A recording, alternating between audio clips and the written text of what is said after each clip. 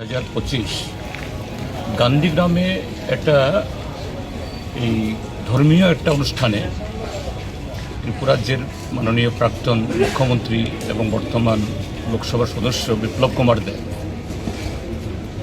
আমাদের পার্টির বিরুদ্ধে একটা সম্পূর্ণ যে বাস্তবতার সাথে কোনো সম্পর্ক নেই এবং মিথ্যা এবং সম্পূর্ণ একটা বানানো আমাদের পার্টির যে এই ইমেজকে নষ্ট করার জন্য করেছেন, যে মাতাবাড়ি মন্দিরের তার যে দান বাক্স থেকে নাকি সিপিআইএমের সরকার থাকার সময়তে অর্থাৎ বামফ্রন্টের এগুলো চুরি করেছে এবং এটাকে নকল জিনিস দিয়ে এই দান বাক্সগুলো ভরা করা হয়েছে।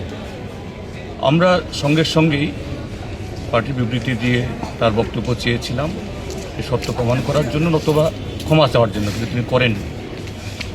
তারপর উকিল নোটিশ পাঠানো হয়েছে,